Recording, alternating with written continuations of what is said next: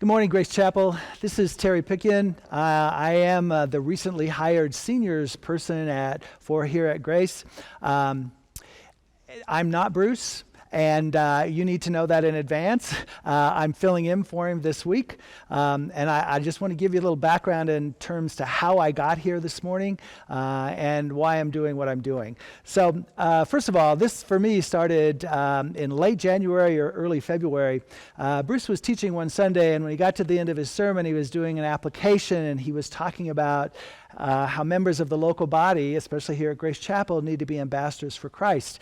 And he was talking specifically about, hey, you've all been supernaturally empowered with gifts from the Spirit of God, and you have individual talents. You should be using these within the body. And I'm thinking, there's just conviction again. So I had filled in for Bruce a couple times on Sunday mornings. I thought, okay, this is just the Spirit of God telling me, get off your tail and go do it. So I walked up to him after service and said, Bruce, if you need somebody this spring or this summer to fill in for you, I've got a couple ideas. Go ahead and put me down. Let me tell you, if you tell Bruce that, he is going to put you to work really fast. So we sat down that next week. I looked at his calendar. He had 2 weddings scheduled in March. So he scheduled me to take the Sunday of March 22nd. Now, you should remember, because that was the first Sunday that you all were not here at Grace Chapel.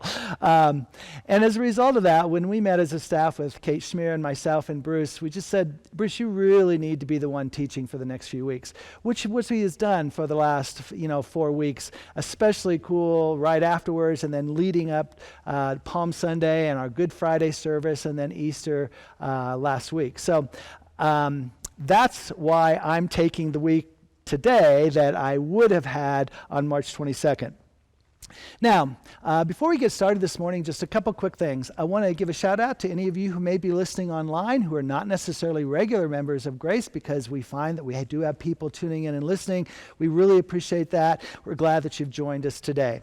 Before we get started, let's just do a quick prayer, and then we'll get going into today's stuff. Father God, again, we are just thankful for the way you provide for us. We're thankful that you are in control, even when it doesn't seem like you are.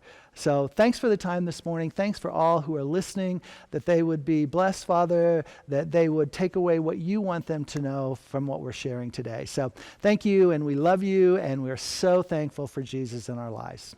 Amen. All right.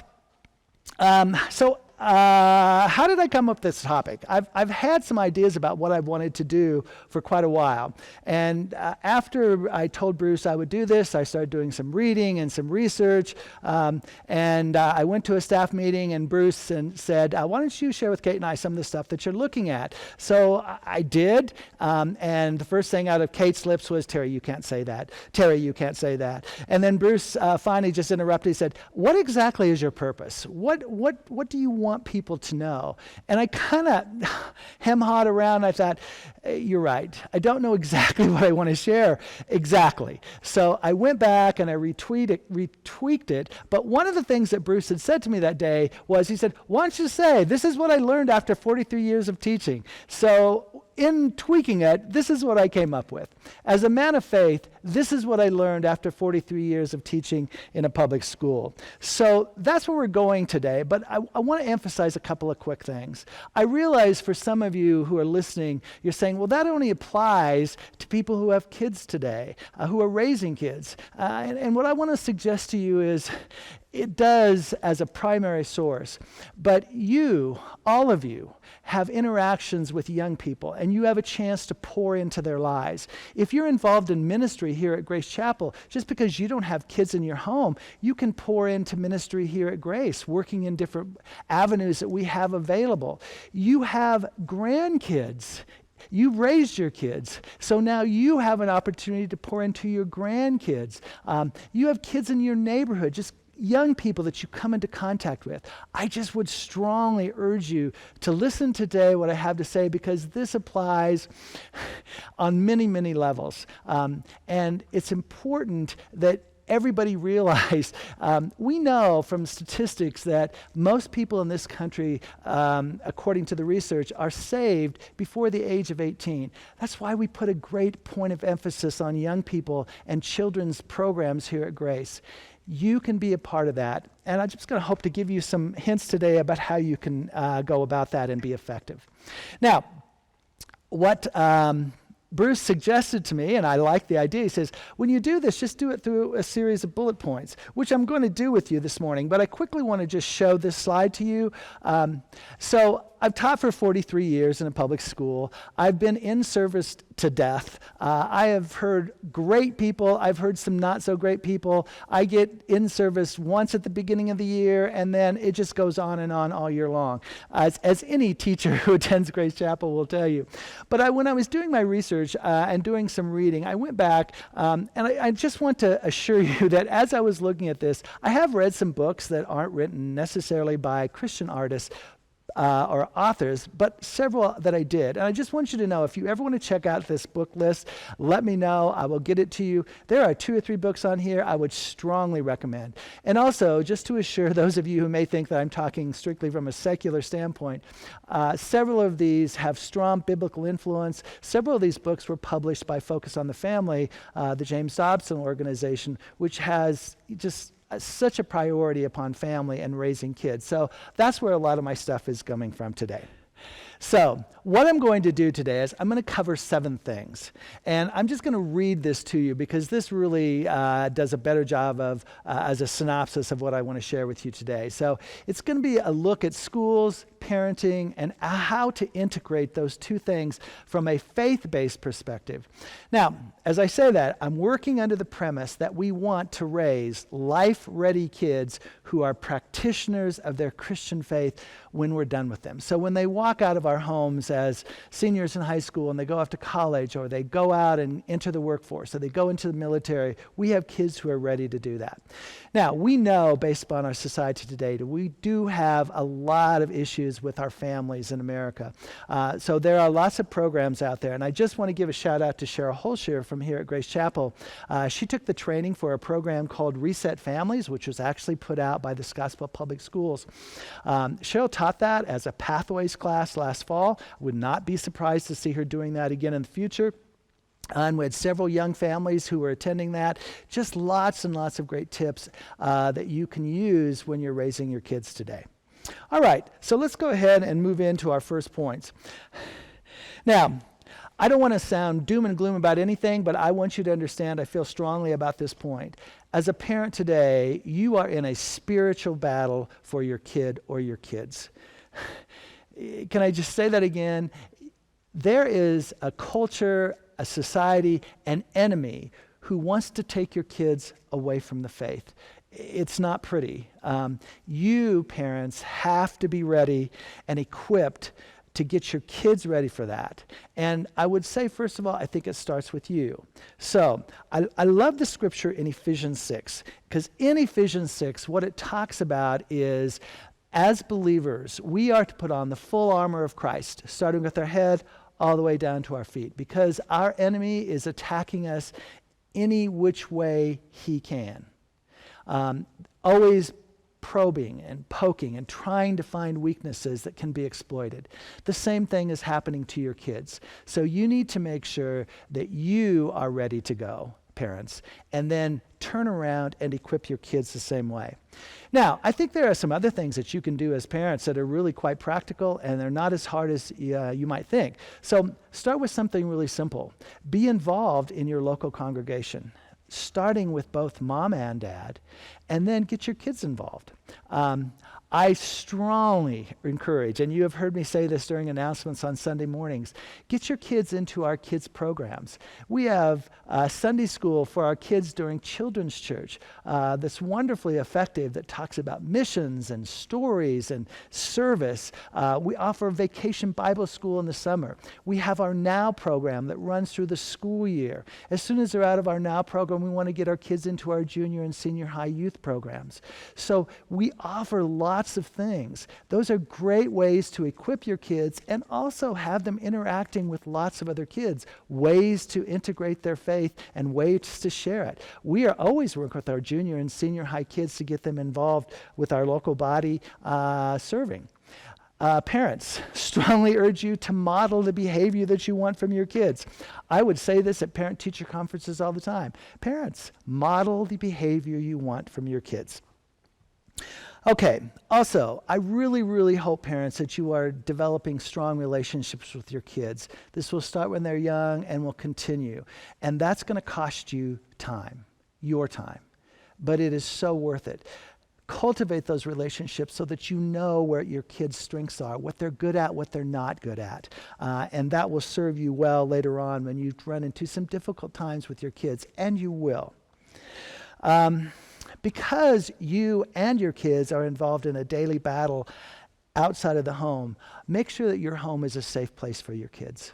So when they come home at the end of the day, it's like retreating from battle, where they can recharge their batteries, where they can rest their bodies so that they're ready the next day to go back out into battle, because that is what they're facing on a day-by-day basis.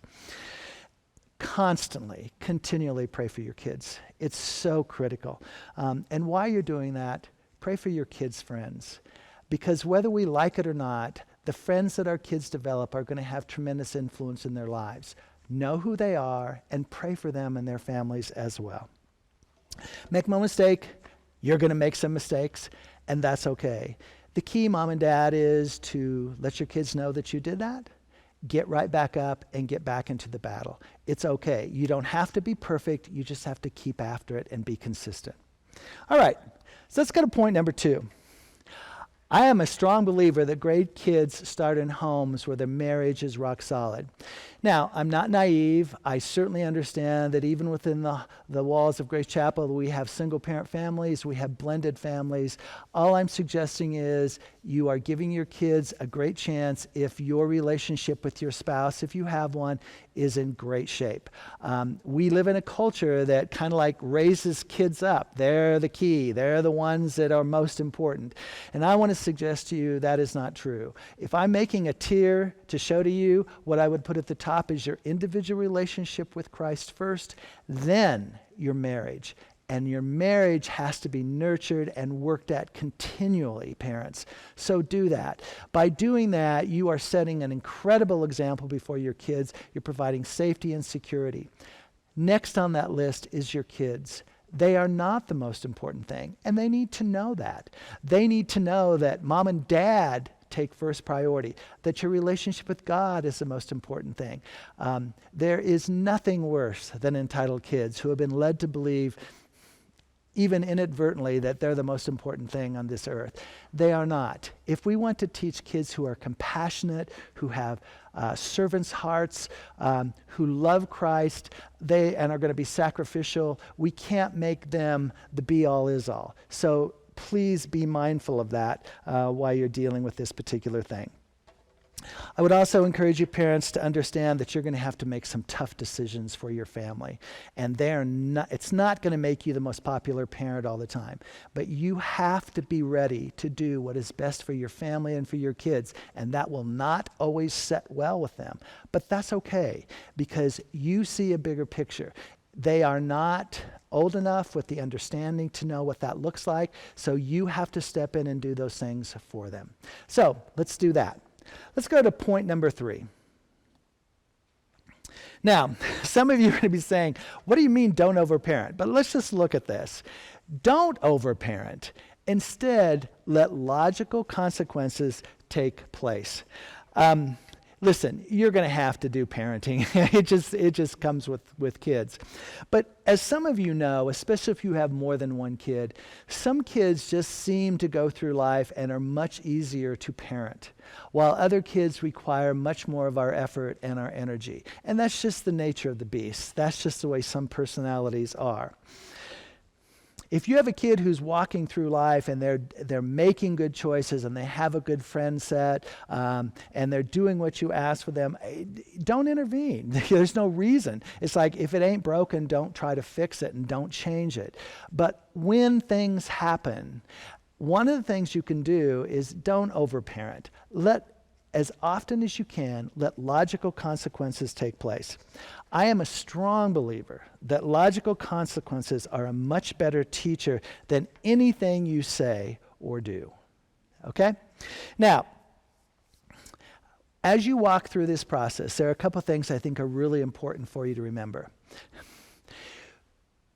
When we talk about let logical consequences take place, there are some things in your life with your kids where you can set up consequences in advance. So if you do this behavior, this is what's going to happen. Okay? I would say that's a good idea. And you should do it as often as you can, because some things they're just set. If you have a curfew for your child, for your teenager, and they violate it, you should already know in advance what you're going to do and what that consequence is going to be. For the day-to-day stuff, that's different. You may have to take some time with the spouse and figure out what that's going to be. Now, having said that, when you're dealing with consequences for young people, one of the things that I would strongly suggest you do is, if you know your kids well, consequences should include things that are really important to kids, things that they love, things that they like to do. They need to understand that those are privileges. Those are special things. You don't get to do it just because of who you are. So I would urge you as parents that when you're dealing with consequences, you should not be afraid to go after the things that are important to them. If you want to get a teenager's attention, take the car away. Or better yet, take the cell phone away. Take screen privileges away. Those are really effective things. It's important to those kids. So what they will do then is, hopefully, if the consequences followed through, they will learn from that, and they will be much less reluctant to repeat the poor behavior.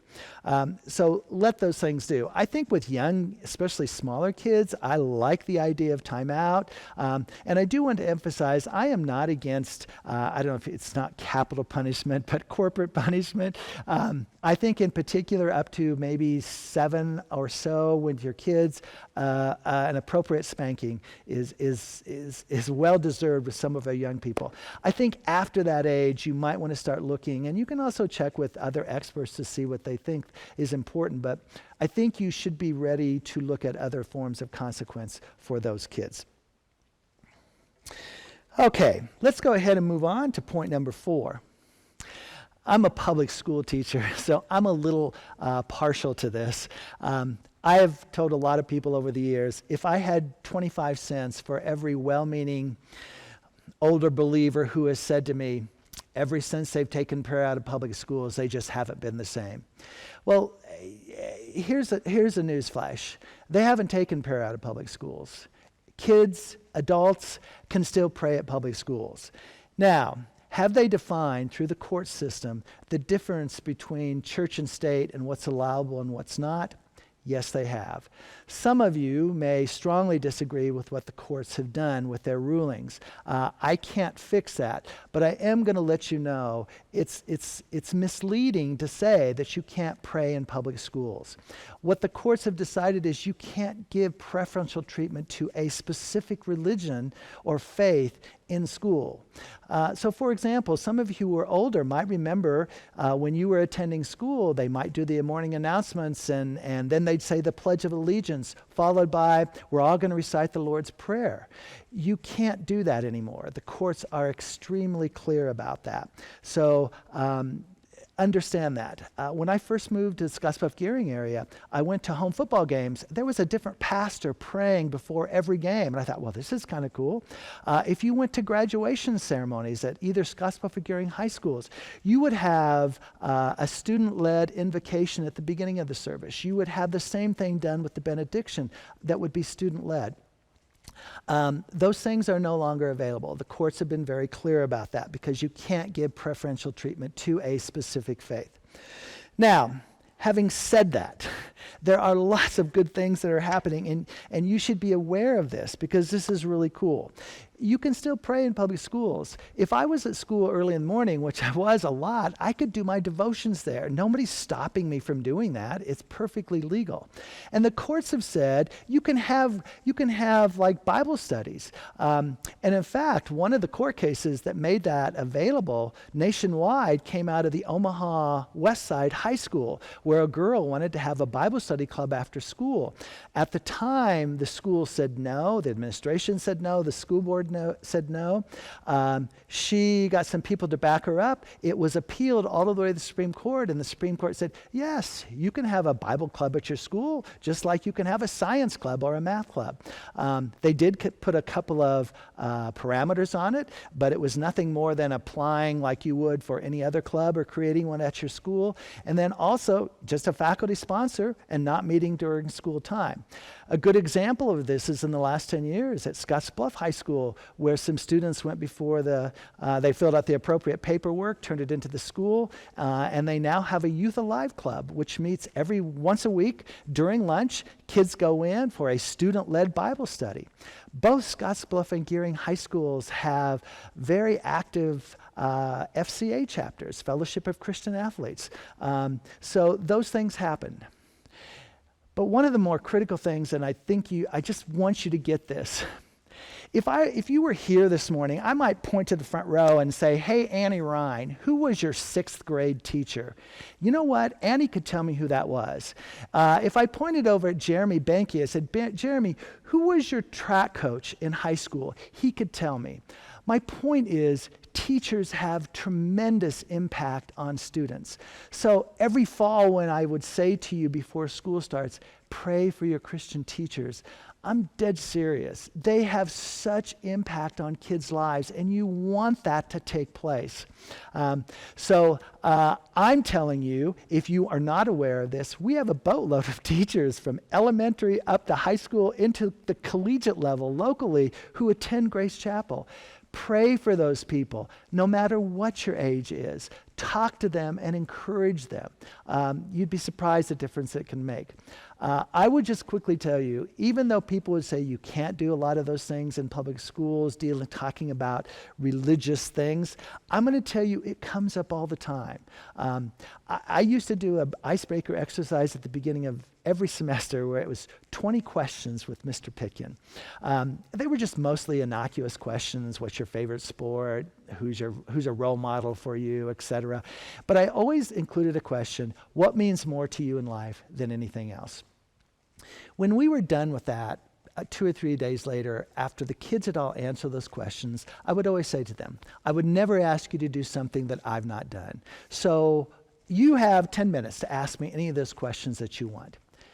9 times out of 10, the first question out of their lips is, hey, Mr. Pitkin, what means more to you than anything else in life? What they think I'm going to say is, my family. But what I always shared with them was the life-changing event that changed my path. When I was a senior in high school, when I met the true and living God on the most personal level, and how it changed my heart and then changed the whole trajectory of my life.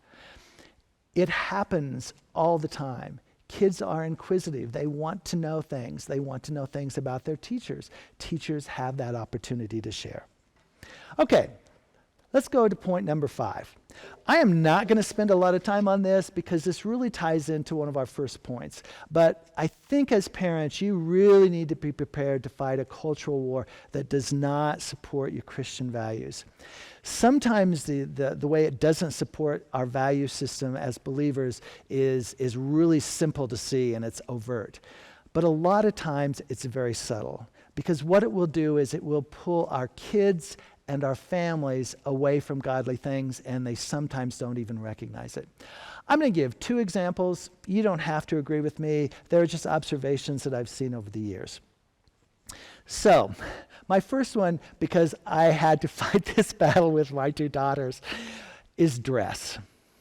Now, I don't really get too caught up in what kids wear. So, if your 4-year-old or your 6-year-old dresses and they don't match, is that a hill I want to die on, a battle I have to win? Certainly not. So the shoes don't match the outfit, or the socks don't match. If they don't care, I don't care. However, The stakes change on that. So let me talk to dads for just a minute. So you have a junior or a senior high daughter, and she's going to school on game day for her volleyball game. And the coaches ask all the team members to dress up. So they're all going to wear dresses tomorrow. If you would have witnessed what I've witnessed over the years, I kept asking some of those girls the same question. Did your dad see you walk out of the house with that dress on? It is just unbelievably and inappropriately too short. And then the heels that you put on, way too short. The same thing for what we now see as fashion with girls.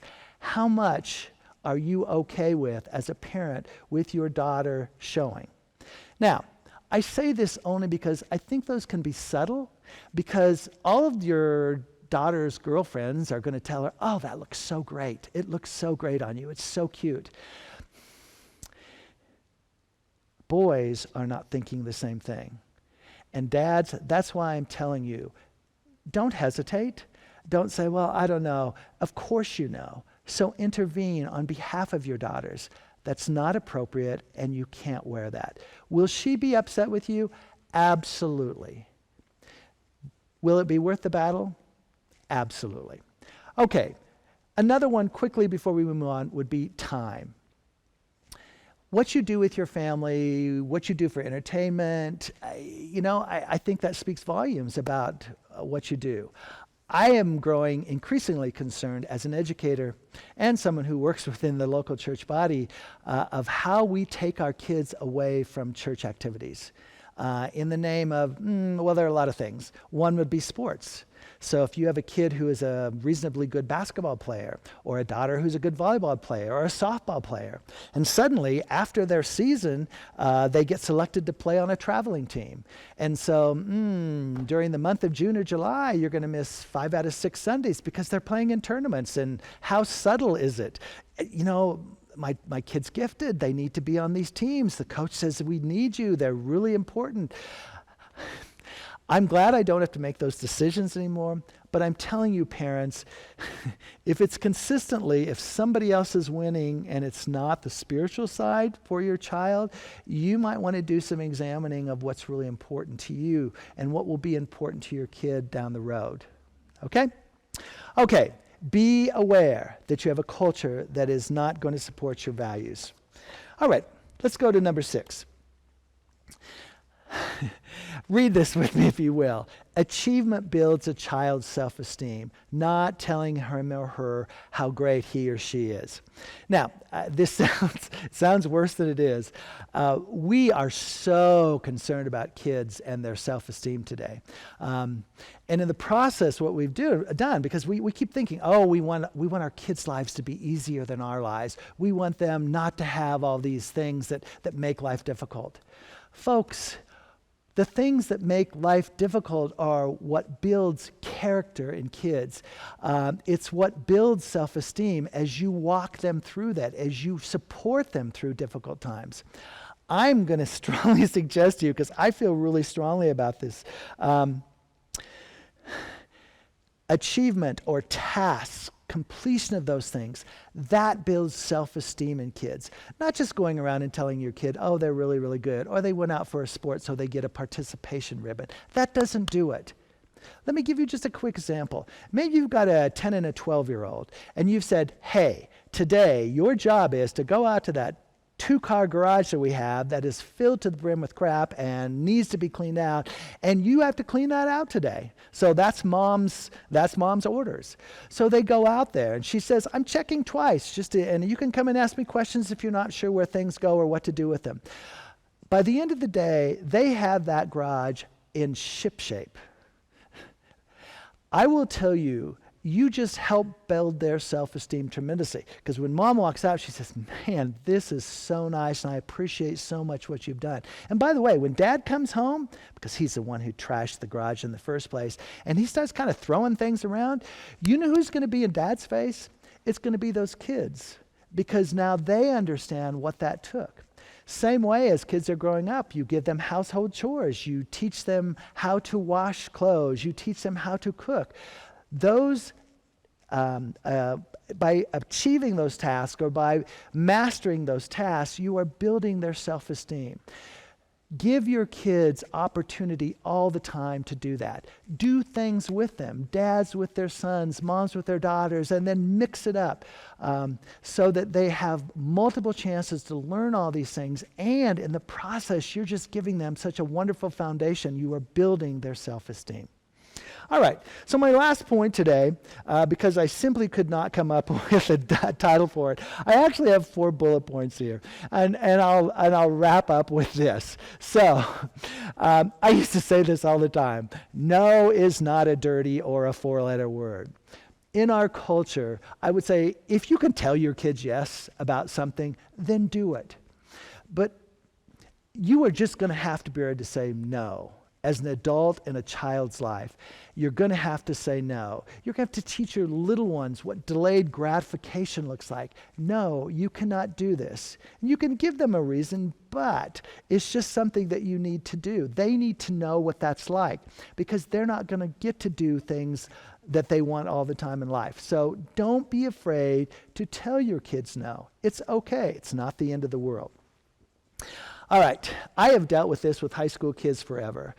They used to ask me all the time, did you trust your daughters when they were in high school? And I said, of course I didn't trust my daughters when they were in high school. They're teenagers, and nor should you. But I would tell you, trust your kids until you can't trust them. Well, what does that look like? Well, it's really not that hard. You know how I said earlier some kids kind of breeze through and you just don't have a lot of issues with them? They're not giving you any reason not to trust them. If you have another child that's a little bit more difficult in terms of raising them, then you will have to intervene. So what are some things that, if you're asking yourself, well, what do you mean? Like, when would you have to intervene? It's not as hard as you think. Because as an educator, I would tell you this, and as a parent, I'd probably tell you the same thing.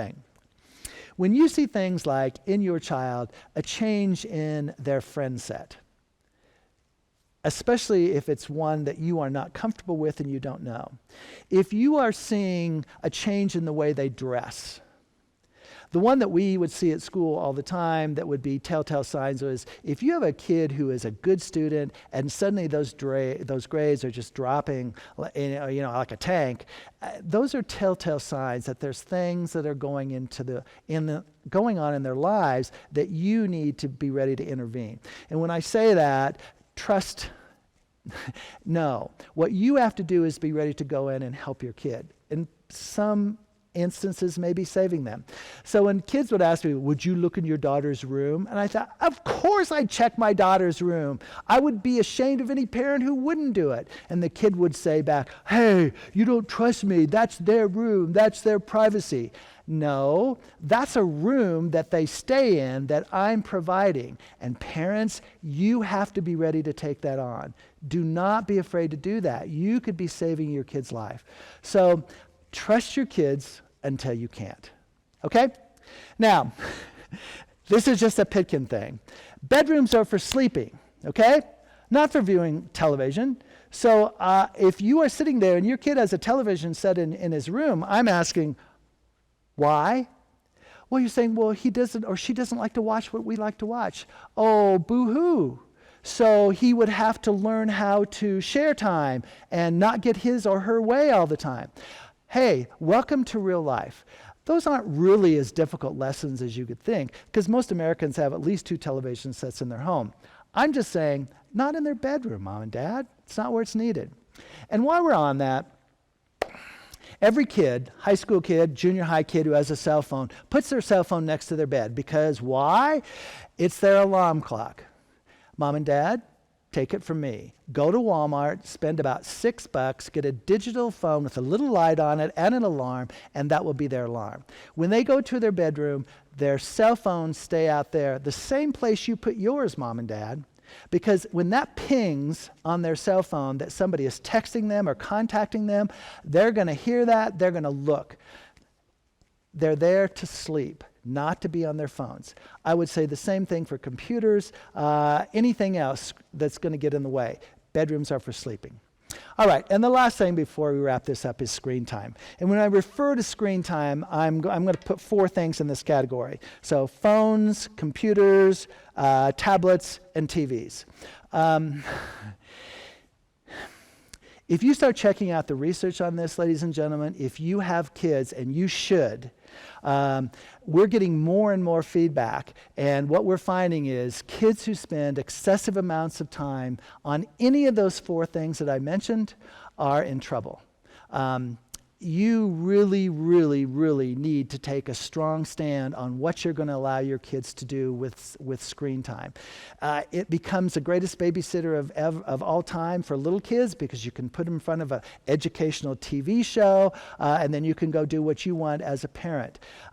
Kids will be, oh my gosh, they'll be on their cell phones 24/7. I am very, very fearful, and I want to emphasize this to those of you who have young sons in your homes. You need to keep very, very, very close track of computer time and also screen time. You can purchase, you can have things put into your phone and your computers to keep them from going to inappropriate sites. If I'm sounding heavy-handed here, I'm just saying you're going to have to protect your kids from this. The research from what it does, or what it says in terms of how it slows learning down, how it hurts communication, and it takes kids places that they should not be. As an educator, I cannot tell you the horror stories that I've seen in the last 10 years of my teaching career with kids and cell phones. Just unbelievable things. And we're talking really good kids from really what you would say are good families who are making terrible choices, and parents have no idea that it's taking place, and the kid is never going to tell them. You need to be ready to take this on. Please, please be cognizant of screen time with your kids and limit it and know what it is that they're seeing. Okay, I have gone on and on. I've done exactly what I tell Bruce all the time not to do, which is, Bruce, you're taking too long. You can break this down into 2 weeks. So my only reply to that is, I don't have 2 weeks, Bruce, so I had to get it all in today. So it's a wrap. Here's what I want you to know. I don't care what people tell you about you can't raise Christian kids today in our culture, because you can, and you can do it successfully. I think you need to go here. You have to recognize it for what it is, that it is a big-time battle, and you are one of their best defenses. So don't be afraid to go into battle for your kids. Do it. It pays such great dividends. Also, start here. Not here. It's too late. You need to put these practices, you need to get into them quickly with their lives. Have a game plan from the time they're born until they walk out of your house. It's just so critical.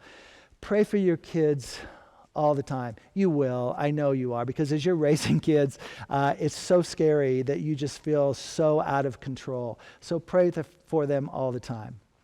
And while you're walking through this, grandpas and grandmas and parents and those of you who do ministry here at Grace, or you're just dealing with kids in general, you had a God who exercised great grace to you and extended it. Make sure you're doing that with them. Grandpa and grandma, be the biggest cheerleaders for your kids as they're raising their families. Encourage them. Don't sit back and tell them everything they're doing wrong. They know what's wrong. What they need to hear is what am I doing well? Encourage them as they're walking through those difficult times, so that it helps them and encourages them, so that they can go back into the fray and do what's necessary on behalf of their families. Hey, I really appreciate you all being with me today. I appreciate you indulging me. If you contact me, I only want to hear the good things. The other things, tell Bruce, and I would be much happier than that. If you have questions about anything I said, or as I said earlier, if you want to know about any of those books that I read, there are a couple of them from Focus on the Family that are really, really good, and I'd encourage you to take a look at them. So let's pray, and then we'll be done for this Sunday. Father God, we're just thankful for all those parents out there who are raising their kids. It is not an easy task in the world we live in today. So encourage their hearts and give them courage to be warriors for their families, to make good, tough decisions when necessary.